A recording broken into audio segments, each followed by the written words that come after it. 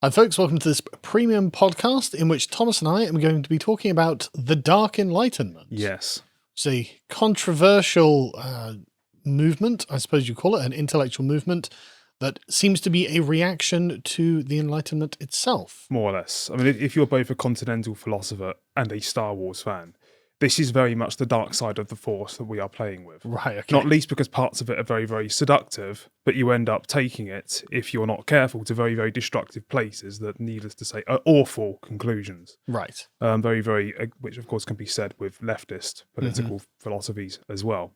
Yeah, and I did the Critical Race Theory Explained part 6 today, and I couldn't help but notice there are actually some parallels underpinning that as there are with this, because they came to the end of this one particular essay saying, well, the problem is actually the Enlightenment project itself. Yes. And I have to say there are definitely issues. Well, in many ways, dare I say it, they are fundamentally the same, if not exactly the same, in how they lay out their moral claims.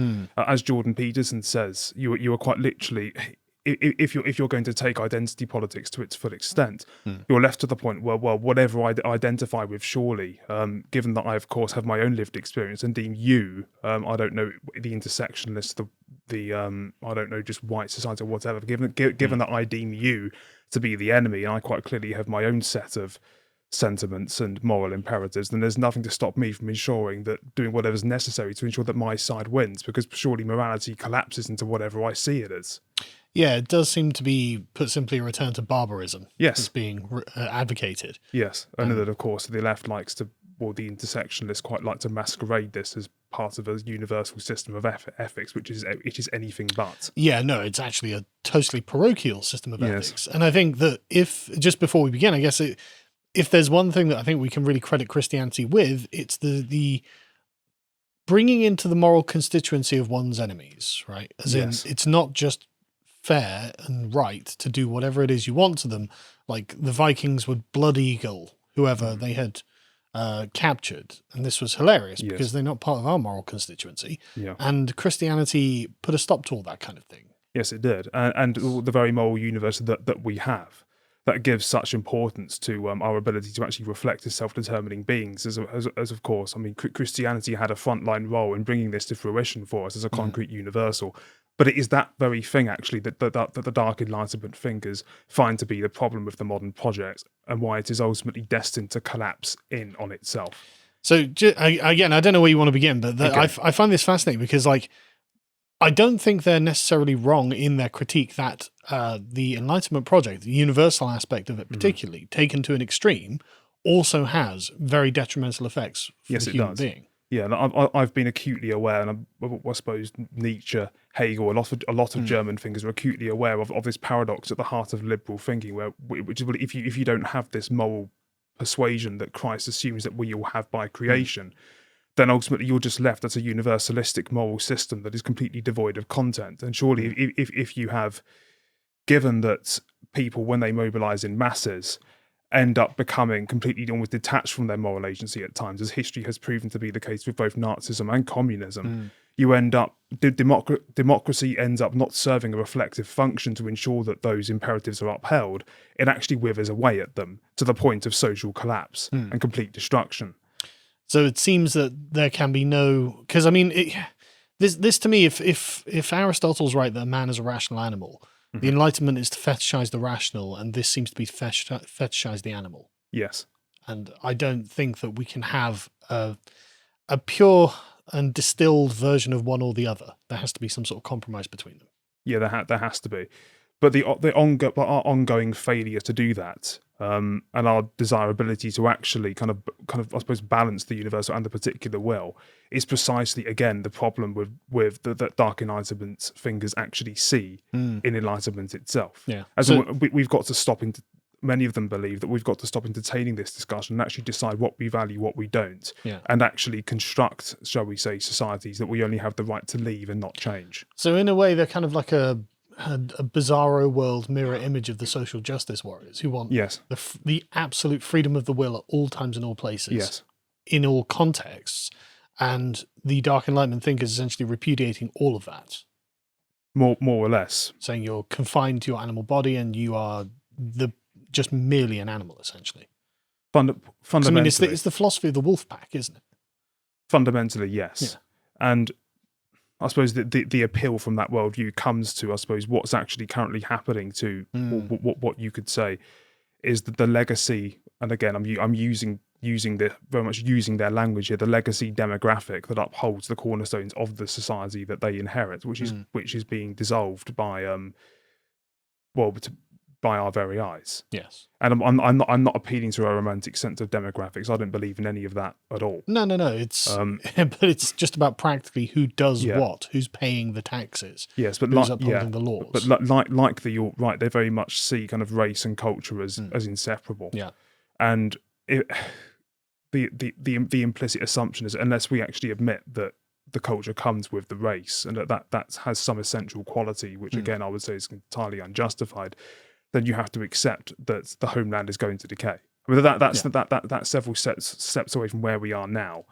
But some philosophers often associated with the Dark Enlightenment. We are, I suppose, I set this up to discuss more its origins and then kind of like a deep dive into the philosophy itself, particularly Nick Land. But Friedrich Nietzsche, Oswald Spengler, Mencius, Moldbug, and Nick Land are those who I pointed out as being kind of the most important contributors to Dark Enlightenment thinking. But so where to begin? Yes.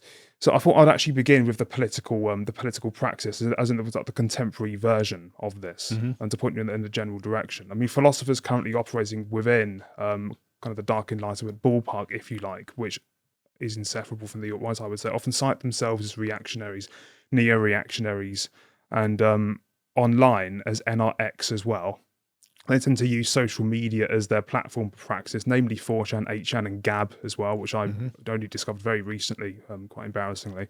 But that's their mode of political praxis. This entails kind of the ironic use of memes, some forms of violent action, which is justified by a philosophy known as accelerationism, which is kind of seeing social contradictions and actually purposely making them worse to create the political situation of war where you can overcome them, for example. To bring about the collapse of the liberal order. So precisely. The vast majority will be crying out for some kind of alternative that will provide security and comfort. There are intelligible reasons to think that the left has been doing this for some time and has been openly. Like Deleuze and Guattari were open accelerationists. Zizek was an accelerationist. And there are those on the right. Nick Land is one of them. Mencius, Moldbug, I'm not entirely sure if he is an accelerationist, but he seems to present it as a plausible strategy to bring about the sort of alternatives that he. Well, I think there's a reason for that, because it is a plausible strategy. Anything you can do to exacerbate the existing contradictions of liberal democracy. Yeah, but it's obnoxious non-consequentialism, isn't it? What do you mean? By that, it is the end justifies the means to its utmost. Of course. Yeah, but I mean. As we're basically sacrificing something to create a utopian better beyond. Sure, but that's exactly right. They come from a completely different moral paradigm. Yeah. To the procedurally based liberals. So, yes. Yeah, absolutely. They don't care about that. Yeah, I mean there are some very, very kind of more extreme examples in the groups that I've mentioned, such as the Order of the Nine Angels, who are literally a satanic neo-Nazi group. I hadn't before Rory had introduced me to them, but we're not going to go into that today. The dinner parties sound fun. Yeah. It's not because we're afraid to go into it, because I'm not, but it's because it would make us veer quite strongly into an outright occultish direction, which would withdraw us from the philosophical basis I want to focus on for now. But insofar as the criticism is concerned, what differentiates Dark Enlightenment thinkers from small c conservatives, I suppose, such as ourselves, even though we acknowledge problems with small c conservatism, is that Dark Enlightenment thinkers see the modern world as intrinsically irredeemable, whereas modern conservatives such as probably Roger Scruton fits this bill the most, but they're committed either to preserving the institutions and culture that we still have, despite the fact that much of this has been lost, or just slowing down the damage, de-accelerating, if you like. But yeah, this you're probably very, very familiar. Appears to be a fat groiper. This is a fat groiper, and this is one of the most renowned group of individuals operating within the Dark Enlightenment ballpark, though I haven't ever heard Nick Fuentes mention the term. Is of course him, Nick Fuentes, and his groipers. I don't think they're well educated enough to know. Probably not. But I suspect the structure that it is there's the Dark Enlightenment intellectuals who have probably small YouTube channels and various other forums. And their memes, their mimetic like one-liners, get filtered down to the Zoomer groypers who then post them in the comment sections and on Twitter. It's quite hard to decipher what they actually think, what they actually want, because they get most of the answers they give are given in irony, and they're normally questions from, let's be honest, bad actors or people that want to present them as something that they're not. I don't think they may well be. I don't think they're as coherent as we might like them to be. No. The only thing that I can glean from Nick Fuentes is he's quite keen on transforming America into some Christian theocracy. Yes. And having zero immigration. Yeah. Of course, one of those views is less controversial than the other in the case of the United States. Yes. But the groypers rose to prominence politically by being a huge nuisance to Charlie Kirk. And I just want to be clear, right? That was a genuine service they did, because the Charlie Kirk and the Republicans very easily slide in sort of neoliberal libertarianism. And this has no concept of reducing immigration, because all immigrants are functionally the same and therefore they're economic units, and therefore immigration means line go up.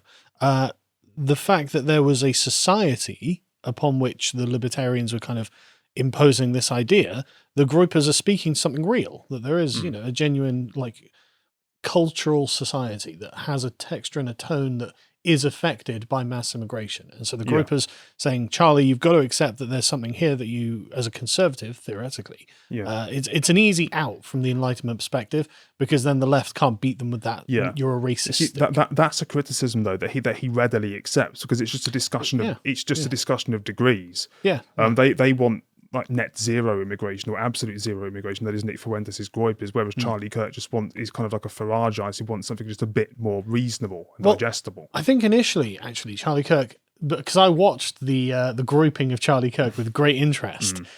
Initially, I think he was on the Ben Shapiro libertarian train, where it's like, well, immigrants are just an unvarnished good thing. And with enough groyping, he actually completely turned his position around and wrote a blog post saying, actually, you are right. I was wrong. I recant everything that I've said there.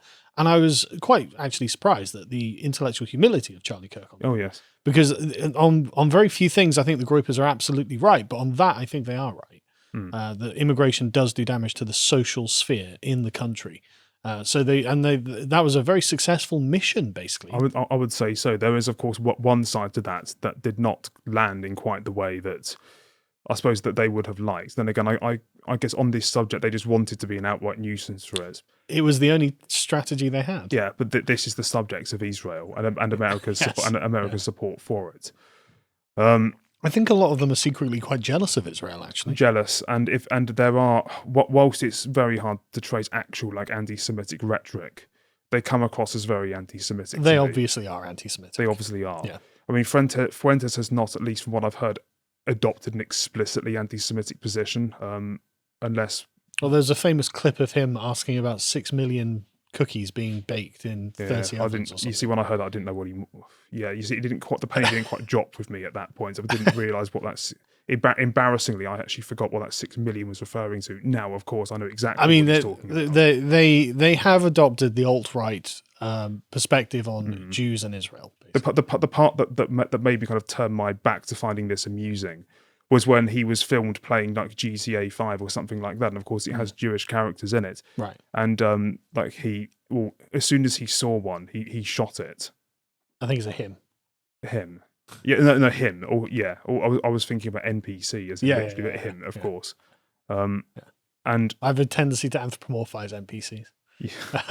Yeah, I should probably do the same, because that would have been interpreted as very bad by some people with certain ways of presenting that. But yeah, they're definitely anti-Semitic. They're definitely anti-Semitic, and he of course didn't exactly apologize or put it in its context or in any context that could explain why he did that.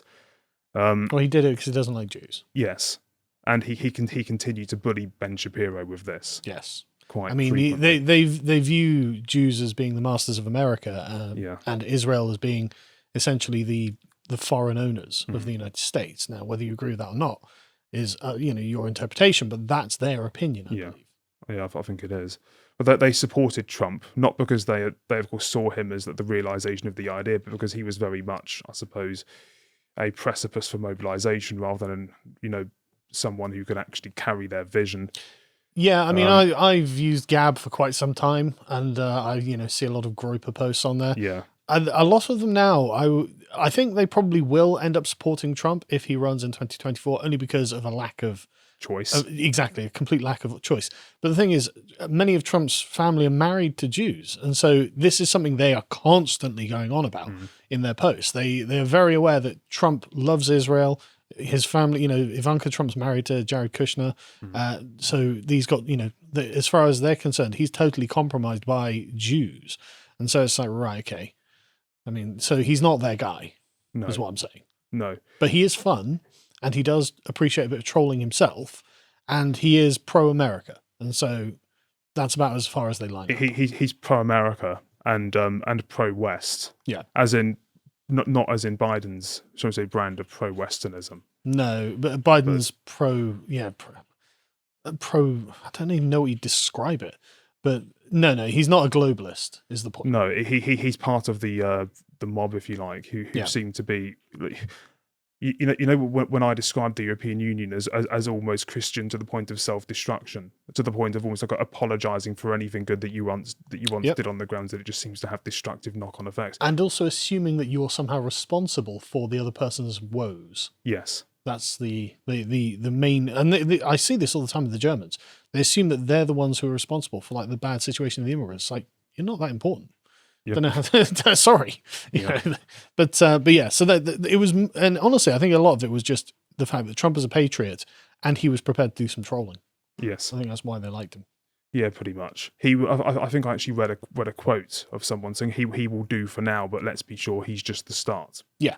Yes. Yeah, I've seen that. And of course, sentiment. This can be used for several movements, but many support the idea of returning to the idea of an absolute monarchy. Nearly all want the return of like the aristocracy of the ruling class, the aristocracy as the ruling class. This is Dark Enlightenment, that is. Some unapologetically, like Nick Fuentes, impose a Christian theocracy. Some are atheists who veer into Darwinist eugenicism, as the Nazis did. And some are unapologetically occultist / mystical white supremacists, like the Order of the Nine Angels. This is like the real dark side of the Dark Enlightenment, where remnants of paganism are brought back, which of course would include human sacrifice, murder, rape, God knows what else. But in general, there is favourable support for the return of a traditional conception of hierarchy, rightly comparable to like the feudal caste system. And race does end up having something to do with how that system is structured with the Dark Enlightenment. Then again, that's also the case with the left as well, with critical race theory. Yeah, well, that's why they're like genuine, like kissing cousins. But you are, I think, exactly right. But I mean, so they're in favour of a return to absolute monarchy, but do they have any suggestions on who should be the monarch?